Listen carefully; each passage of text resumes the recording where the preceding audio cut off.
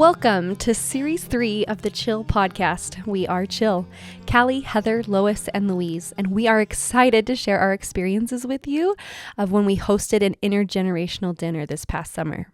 So this past June of 2023, we invited 40 people to dinner at a beautiful home in Heber, Utah. Thank you, Dina and Brian Merrill, for hosting us. On their beautiful patio, we overlooked a beautiful mountain valley that was surrounded by both the Wasatch and the Uinta mountain ranges. And while doing so, our 40 guests entered, introduced themselves, enjoyed hors d'oeuvres and drinks, and then we sat down for dinner. We had 6 round tables, and each table had a table host to facilitate the conversation and one representative from each of the 6 generations. Every table had a Gen Zer, every table had a millennial, a Gen Xer, a baby boomer, and someone from the so-called silent generation, someone 74 years or older. But I can tell you, the representative at my table did not agree that her generation was silent. Or at least that silent did not resonate with her. Anyway, at the table, the conversations focused on very specific questions. The unique perspectives and experiences that were shared by the individuals at each table inspired intergenerational creativity, and it helped us honor the wisdom of all ages. These people, who in large part had never met each other before, found the structure of the focused conversations facilitated connections in themselves that were so sustaining as the beautiful, delicious meal that they were sharing together. In the following 4 episodes, we have follow-up conversations with 5 of our guests who volunteered to join our CHLL team at the Worthful Media podcast studio in Salt Lake City just a few days after our event. We have a great time sharing stories from the event and perspectives and interpretations. And this process of conversation really helps us to process what we experienced and honor what we learned at this beautiful intergenerational dinner. Please enjoy.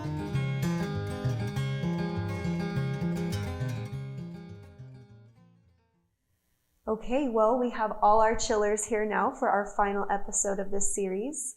And we are going to reflect on our Generations Over Dinner event that happened last Tuesday. It's now Friday. We've had 4 days to process that experience. We've also had 4 interviews with participants at our event to reflect on. They've shared with us their experiences and some of their perspectives.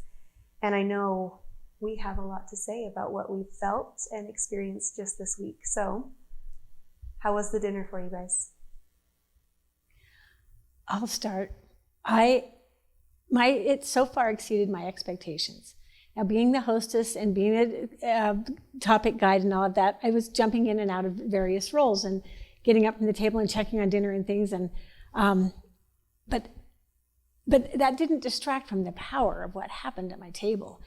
Some of the poignant things that I've really learned through this. There was a moment.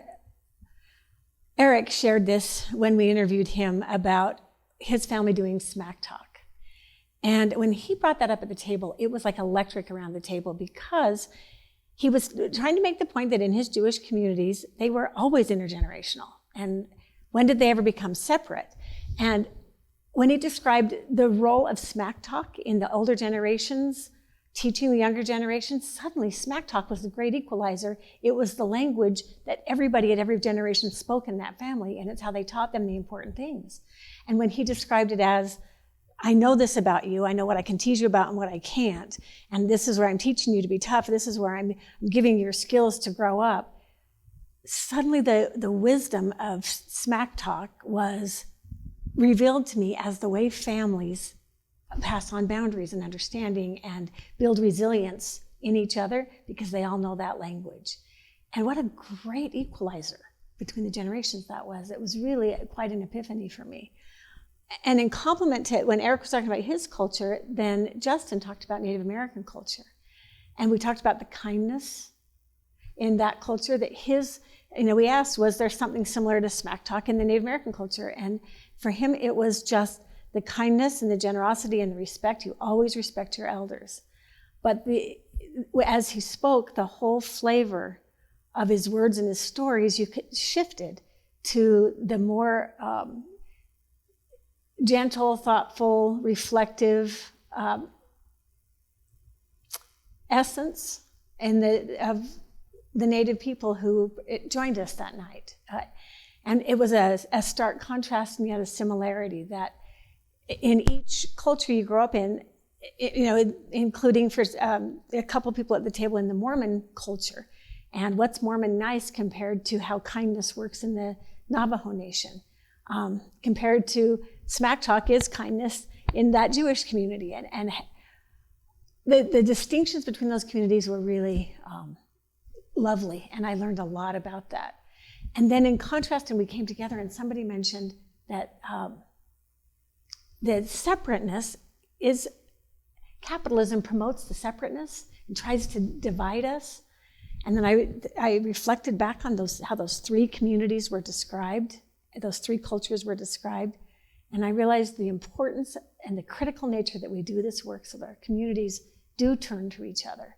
And we go back to the ways that we intergenerationally support each other. What a great unpacking, Callie. That was a lot of information. Can I piggyback on what you're saying, Callie? Yeah. So before I make my statement, I just want to state generations go so far before us, and they will come so far after us. And there is like an abundance and almost something I can't comprehend about that space of how generations are connected. Because I have sensed both at the dinner and in our conversations with guests, this abundance of conceptual like recognition of difference and of similarity. It's like, hold the differences and hold the similarities. Hold the age groups, but also, are these labels important? I was born this time, you were born that time, but I share this with you and I share that with you. It's like all these things that are different and then same, and you have to like keep the connections. So it's like this really, really tight web. And at my table, there was some, like, I'm not sure if I resonate with my label for my cohort, or I'm not sure that our conceptions are the same, and just like a lot of grappling. And I think it's hard with language to describe things non-superlatively, non-definitively, and not with surety. Like there's so much unknown, but yet also people come away from an event like this saying, I have clarity. And holding the clarity that comes from recognizing the different generations and the unknown from recognizing different generations, and simultaneously holding the clarity of the opposite.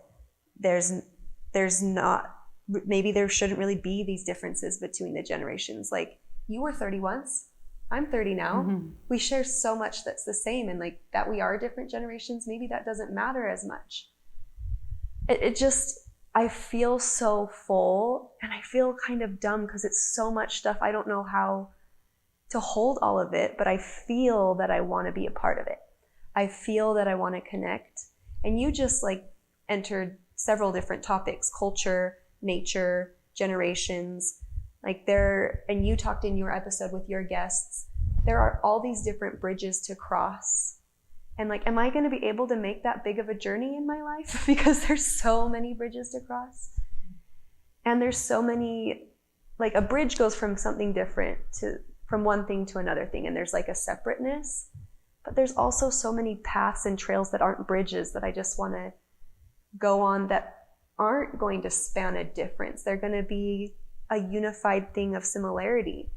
And how do I just feel so full. I think I feel overwhelmed. I think that the thing that keeps me from being overwhelmed, and the big takeaway that I took, is it's really as simple as having conversations. Mm-hmm. Put people in proximity to other people who are the same and different from them, and help them to talk to each other in a significant way, not a trivial way, and they'll do the rest. I think the problems are structural. I think the intergenerational problems they exist because they've been designed to exist, like Callie was talking about. And I think we need to figure out, how do we set, our houses, our neighborhoods. We're talking about neighborhoods and how neighborhoods might become communities. But our neighborhoods are designed not with a front porch where you sit and meet your neighbors, but with everything happening in the back. Mm-hmm. So it's like, okay, but these are the neighborhoods we have, so how do we turn them into a community? So I just think, it's the old Margaret Wheatley, the first thing you have to do is face reality. And the reality that has become vivid to me through this week, through the dinner and the talks and our talks at the Pando and all of that, is that our society has been designed, I won't say it's deliberate or not deliberate, I'm not sure it matters, but it is designed to keep us apart. And Vivek Murthy, our Attorney General, has said that isolation is the big epidemic of our time. And I think thinking about how to get people together so they talk to each other is, if you can just keep it as simple as that, it feels less overwhelming. We did do that. We had a great dinner with conversation, and that's why I feel full. I think I'm afraid of saying something wrong when talking about generations, because when I heard Eric Stern speak, I just was in awe at the way he can speak in a way that holds so much wholeness. Do you know what I mean? Like, he was speaking in a way that was like, it's not this or that. It's not them or us. It's not this time or that time. It was like so whole. And I am so easy and ready in conversation to say, I'm a millennial, and this is what I own, and this is who I am. Tell me about you, because this is certain, and it's not that cut and dry. I think what was beautiful about what we did is that it was organized around a dinner, and that it's as simple as inviting people to come over for dinner and to sit down and eat. And I loved how Mark Borchardt talked about how people drove a distance. I think there's a real, you're talking about hunger and fullness. People want to connect with each other.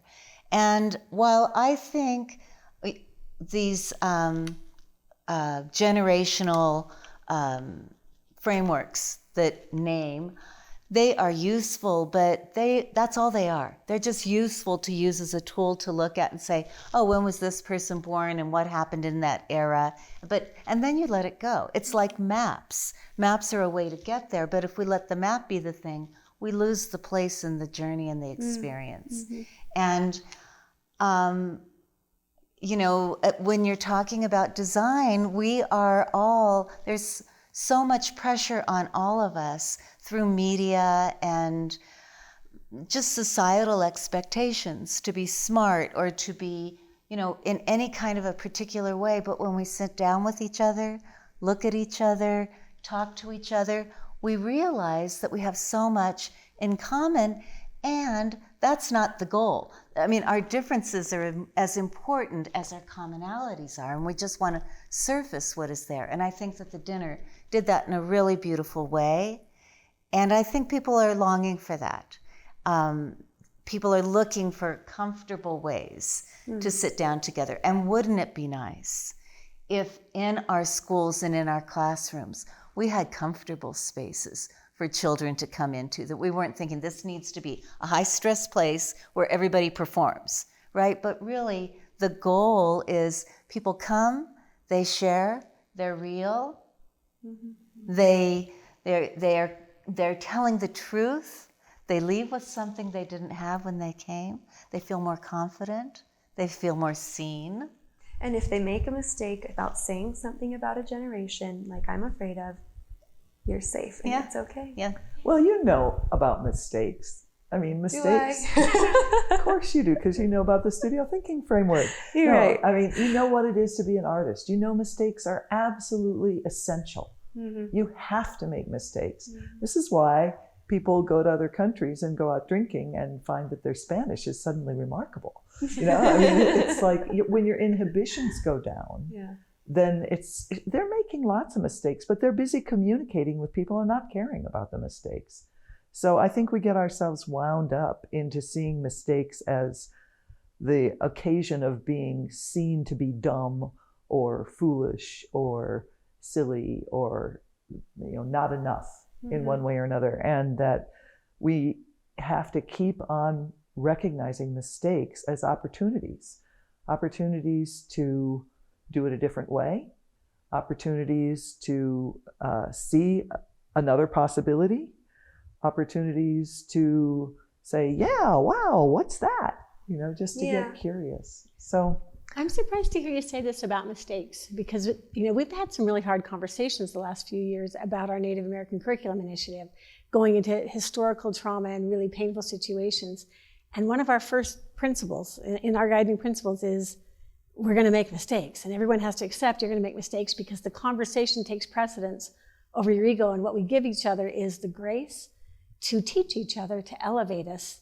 And each of us will learn gracefully and teach gracefully when mistakes are made. You made a terrible mistake about bringing up mistakes. Yes. I don't know. I think I'm pretty strategic. I'll own it. I'll own it as completely placed. Clever girl. Yeah. I mean, I Your do want to go back. People hold back. Yeah. No, I think I'm not alone. And I made plenty of mistakes that I'm like, dang, that was so great to learn from. I got my grammar wrong in the last episode. I'm always learning that. I did want to go back to that first question, though. How was the dinner for you? Because I wanted to hear about Louise's table, and I wanted to hear more about Lois's table. My table, it was great. People really found that they had so many similarities of what they cared about. They cared about connections. They cared about nature. They were concerned about things in the world. They valued each other's perspectives. People in my group really had a lot of intergenerational relationships and connections. There were educators, but even in people's families, there was a lot of value for that. But I guess what I would say was most remarkable was the appreciation that 5-6 people who'd never met each other before, the appreciation they had for each other and their ideas, and how deeply they listened to each other, and how heard they felt, and how important they thought it was to drive for 2 hours and be there in that setting. And I really got a sense that people wanted more of that kind of experience in their lives. The one thing I wanted to talk about is the entry half hour. I think... Oh, the mocktails. Yeah. That was when people talk about having social anxiety, I think it's mostly about that kind of situation. You're milling about, you're supposed to work the room, you're supposed to walk up to people you don't know and introduce yourself and look them in the eye and smile and shake their hand and then figure out something to talk about. And then you're supposed to excuse yourself gracefully. And if 2 people are talking, you have to enter the whole thing is just like fraught. And this felt so much less fraught to me. And it was because of that little card. We were supposed to have name tags and didn't have name tags, but I handed one of my little cards to whoever came up to me and asked them to sign their name, so I knew their name. And that helped me a lot. And nobody was like, why are you asking me to sign my name? Are we supposed to sign names? Oh my God, I didn't sign names, So that was fine. But then there were those questions. And I am terrible at small talk. I just don't even know what small talk is. I don't know how to do it. And I feel very inept and inadequate when I'm supposed to be doing small talk. But I didn't have to make any small talk. Nobody expected, it's like, tell me about an ancestor who was influential on you. I mean, it's like, that's about as far away from small talk as you can get. So the scaffolding of those couple of questions on those little cards that we carried around made such a big difference to me, and I'm sure to other people. And as a result, those 30 minutes really were an icebreaker, and people got to their tables and they were ready to talk to. I just had this great conversation with so-and-so about something, and then it's like, let's have more of those. Yeah. So that was one thing about it. And the other thing is, when it was about Louise saying, people want to have more and more of these. I was aware of just how dependent this was on Callie's relationships and Heather's willingness and the two of them to work together to get all these people to this space with this food, and having the resources, having the money to pay for it. And I mean, it would have cost way more if Dina hadn't been Callie's best friend. And there were just so many things that were aligned, and they seemed all related to the two of you.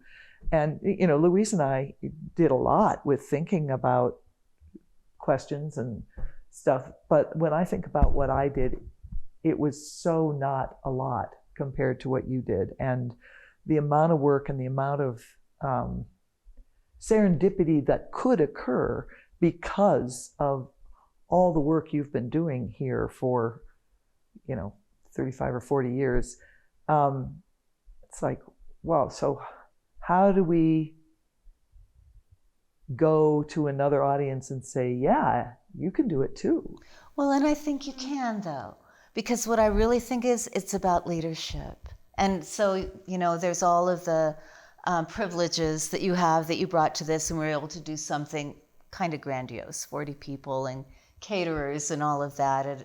But we can have dinners anywhere. It's about taking the time, making the space, deciding it's a priority, and reaching out to people, right? And reaching out to people maybe outside of our comfort levels, deciding it really is our job to help create connections and to make community. I mean, Margaret Wheatley, in her second edition of her book, Who Do We Choose to Be? Who do we choose to be?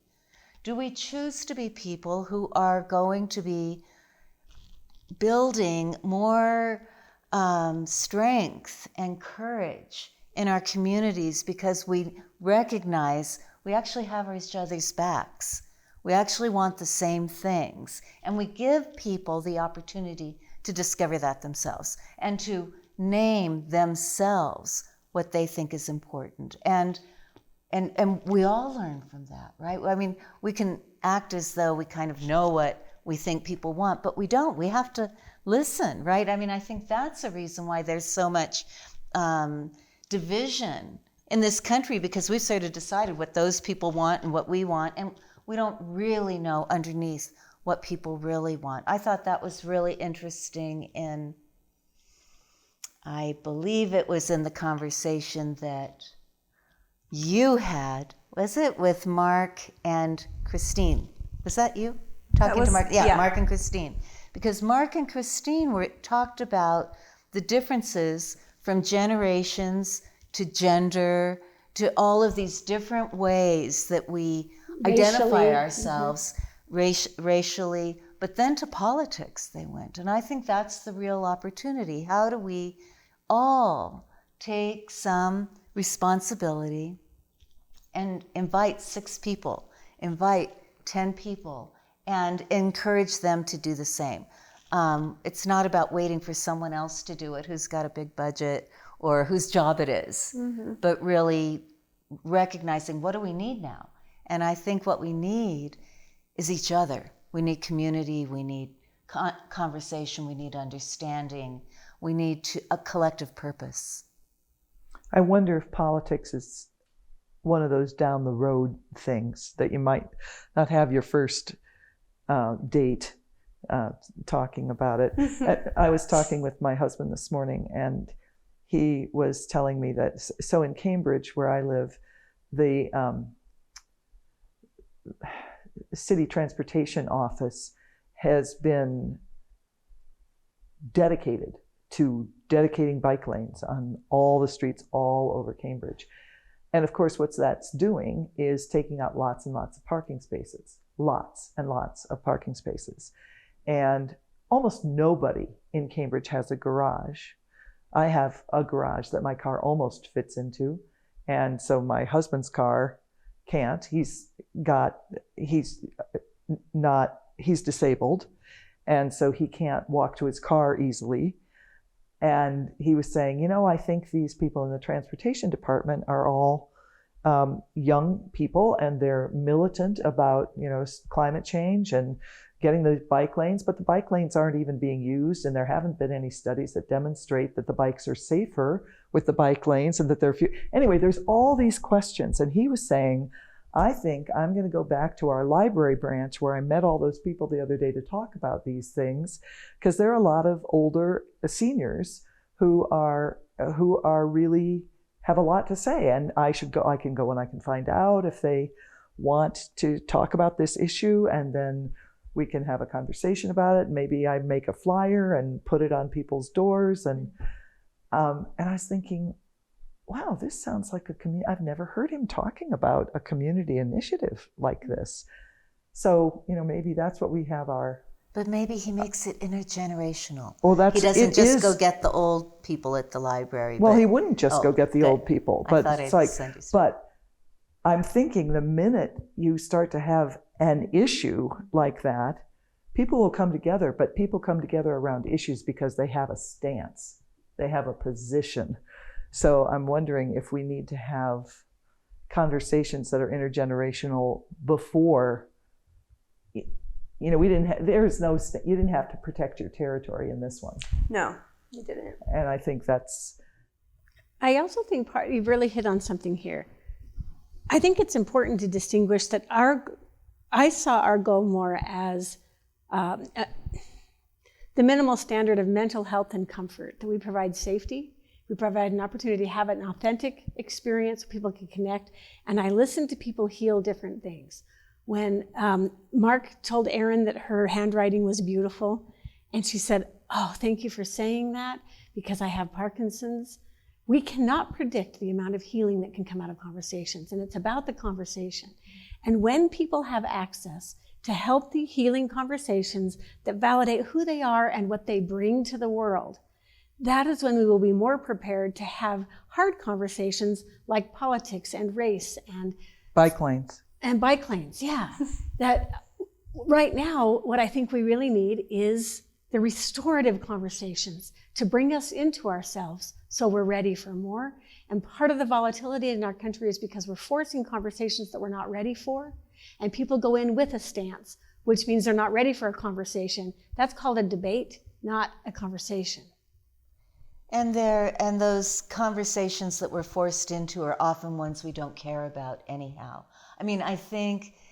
What we're talking about is building trust so that when an issue comes up, we have more capacity to have an honest conversation. We can listen to each other about something that we actually care about, right? That's something that has hit me this week, is the amount of trust I have felt, because I've become very aware of how much doesn't come out of my brain for people to know, but I think they know it. So at my table, when we had the accordion books and we write or draw 3 things you noticed before coming here. Everybody noticed that they had no idea what the heck they were doing or why they were here. And you arrive here today to record at the studio. I didn't know that we were doing video. There's just like things that are unknown. So if people are here, if people are with me, they trusted me at some level. And many of the people there were Callie and I's friends. And they showed up saying, I don't know why I'm here, but I'm excited, I'm curious, I'm here. And then for them to get up and dance on the lawn and to follow movement prompts, it's like, I feel really restored by the example of what they demonstrated in those actions. The trust, the desire to connect, the desire to share goodness, to connect their light with others, to just like jump into the unknown. Like, you want me to drive 2 hours to do what? Who's gonna be there? Will I know anyone? And the 2 hours, an hour up, an hour back. Ooh, it wasn't 2 hours one way. For those in traffic. It was a long time, wasn't it? Yeah. Yeah. Yeah, I feel really hopeful about this. I loved when Christine talked about how many opportunities there are in our communities just by going to a farmer's market or going to, Friday night arts on the street kind of events, or going to other arts and music events. But I also loved going to the airport. She said, next time I'm going to go up to someone from a different generation and have a conversation. I love that idea of having curiosity about someone from a different time is a good thing to do.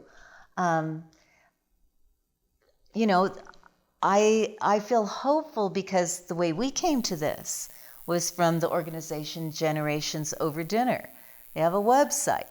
They are helping people to design dinners like this in small or larger groups in more organized or more casual ways, and people are doing that.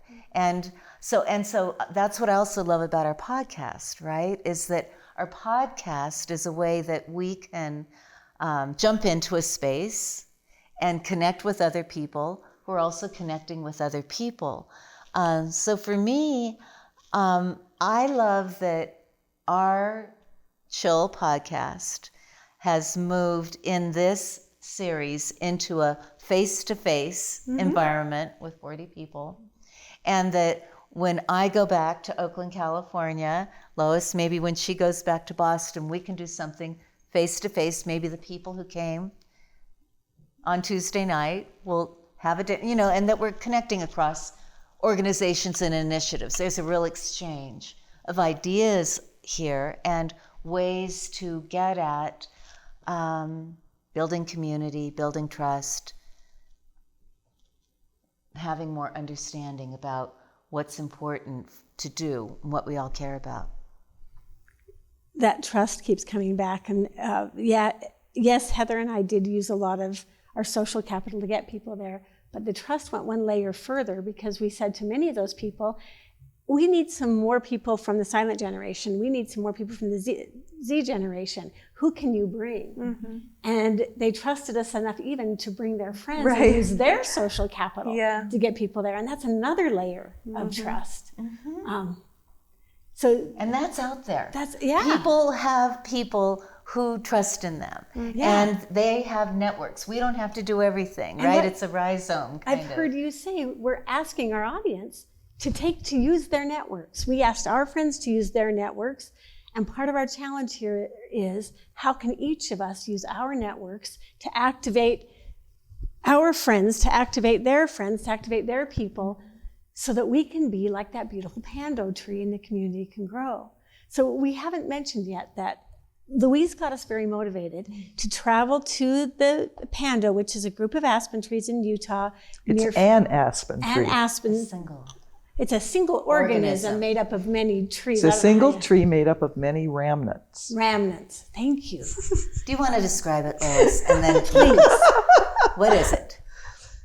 It's 106 acres of a single male aspen tree that sends out underground stems and then trunks go up. But it's one organism, and its DNA for all across this 106 acres is that tree has exactly the same DNA as that tree, as that tree, as that tree, as that tree, as that tree. And it's the largest. It's the heaviest plant. Heaviest, maybe largest, maybe oldest living organism on the planet. We're not exactly sure, but something like that. So go on. But as we stood in the Pando, and Lois sang to her tree, and we each took time to go off into the trees and experience them. And I tried to touch as many trees as I could simultaneously. And I thought about the people there at our dinner and the level of trust and the connections and the ripple effect. And what we hope to build is a community of people who have turned to one another and who care and can help people feel safe and protected as one living organism, just to create a healthier planet for all of us to thrive on. Well, and as I think it was Lois, you were talking about earlier about how this idea that we are all these different generations is by design. So is the idea that we're all individuals is by design. Yes, when and we're a that collective. gets reinforced in our schooling. Oh, it's up to you. You have to race to the top. Oh, this is all your individual effort, and you compete against each other. And really, we all know that none of us would have gotten anywhere if it weren't for so many people that helped us. And I think what the Pando teaches us is that we represent as individuals, but we're actually we're a species, we're a collective. We are all connected and one and dependent on each other for our survival, just as we're dependent on all other living things on this planet. And that's the really scary place we've gotten ourselves into, because we are not living in interdependence with one of the things we learned, a lot of things I think from the Pando, but one was they got a fence around it. They're trying to protect the Pando from human encroachment and how it is hurting this amazing organism. And it's a metaphor for, life on this planet. I think it's so fun that the language, I called them trees, and Lois provided the instruction that it's one tree with many remnants. Remnants? I can't remember if it's ramets or ramets. Okay. Remnets. And I didn't even Ramets? have the Ramets. language for that. And then, so I see the grove as many trees. And this is something I was just reflecting on. We see people the same way. We see children in a schoolroom and we see many trees instead of seeing the roots that connect them and seeing our interdependence. It's the very language issue that we just had to clarify before we could make sense of the conversation. And I think that goes back to what I was really struggling with when I started with my first response. I've been listening to you, Louise, about this idea of interdependence and more than connectedness. And we've talked about a lot of external things we can do to connect across the generations, but I think I need to look at my internal actions and developing an attitude of interconnectedness. Because before I'm ready to make those actions, I have to have that belief, that desire, that need. And I do believe I have these things, but I also think it needs to be worked on a little bit to be able to not feel that overwhelm from those connections. Like, to consider myself as 106 acres of heather feels really big. But if I work on the internal work, if I do some mindfulness around how do I build an attitude of interconnectedness, I can see all the wholes and the parts in an ease and in a peace and in the fruits of connectedness that I'm looking for. I think, here we are in the Worthful Studios. And I think a lot of it is about self-worth. Christine Baird's podcast, Worthful Media. I think that we all struggle with, am I worthful if I'm not independent and great right? If I can let it down and really give it to others and say, it's not me, I'm here, I'm present, I can participate, but it's all of us and I can't do it without. Can I really do that? That's work, I think, to let ourselves settle down, just be present, do kind of what we've got to give today, not extend ourselves further, and feel really worthy. I think that's work. Yes, Yeah? There's so It's much. Ted Lasso. Yeah. I mean, the book that the guy wrote was The Lasso Way, and he said, no, it's not about me, and they made it the Richmond way. Yeah, because it's about the collective. I think it was Dan who mentioned that he was called the me generation, being a baby boomer. And then Heather commented that, oh no, I thought the millennials were the me generation, and we've gotten more and more me. So it's become more about seeing the tree instead of seeing the forest. And I think we've got a whole and part problem, and it goes way, way back. I mean, it goes back, to the Enlightenment, at least. And I was telling you yesterday about the Goethean color theory and how it's built on the idea of wholes, not on the Newtonian idea of separating out the parts. And, we're all about cutting the bodies up and looking at the little individual bits, and everybody's got a specialty in medicine, and then we miss the whole. And I do think that Western science is very useful. It really does help us get at something important when we look at smaller and smaller and smaller and smaller bits. But when we lose track of the whole, we really lose the purpose. And the color theory is, the idea of you take a circle and that stands for day, and the color of day is yellow. Then you make another circle and that stands for night, and the color of night is blue. And then when the two circles come together, they overlap in a shape that's sort of shaped like a leaf or a boat, or and a lot of fecund things, a seed. And so that's called the mandala. And when you and it's green because of the yellow and blue overlapping. And then when you stare at the mandala and then look to a white wall, you see rose. So there you've got the four colors. But they're all defined from the human experience. It's not like light is out there and it exists and we run it through a prism and it breaks it up into these colors. And that's a Newtonian way of seeing color. And this is a holistic way of. Well, and Lois, this is colors. Also David Perkins, right? He has his book, The Whole Game. You've got to play the whole game. But you can only play the whole game if you're good at the small parts, right? You've got to build your skills. You've got to play out of town, right? So it's about parts and wholes.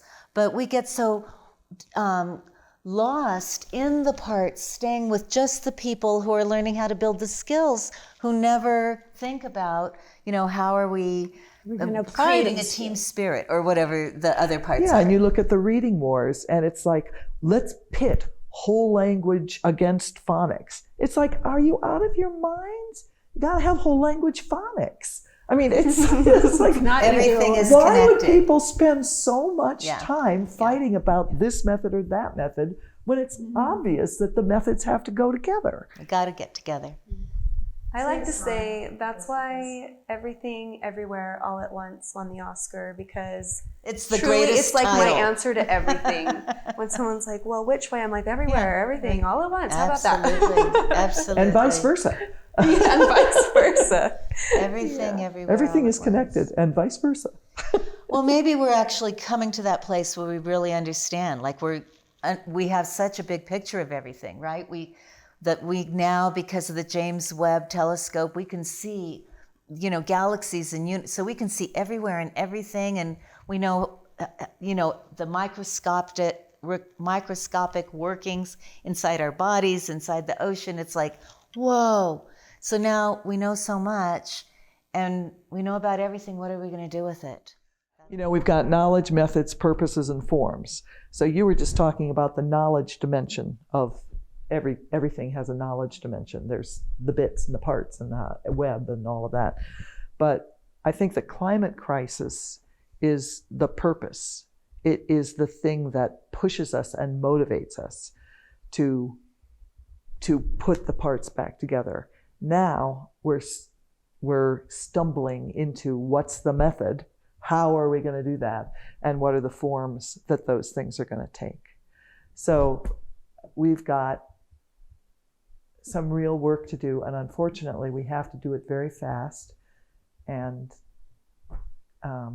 we have to do it together. And we have to do it together with people we don't know how to talk to and who don't want to talk to us. So we need to continue conversations, continue helping people be seen, and continue giving people opportunities to see others. And when we can restore some balance in people's ability to stand on their own 2 feet and to think and to relate, we will be more prepared to manage these really hard questions. Or at least we'll be able to make an island of sanity. Thank you, Meg Wheatley. Yeah. Or several islands of sanity. Yeah, we need a lot of them.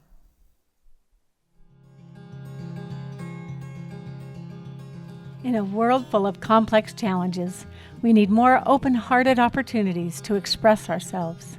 In a world full of heated debate, we need more open-minded opportunities to listen to each other. In a world full of fear and anxiety, we need more chances to chill and turn toward one another. Join us as we host conversations with educators, artists, activists, community members, and youth to surface the intergenerational wisdom we need to understand, adapt to, and solve the urgent issues facing humanity.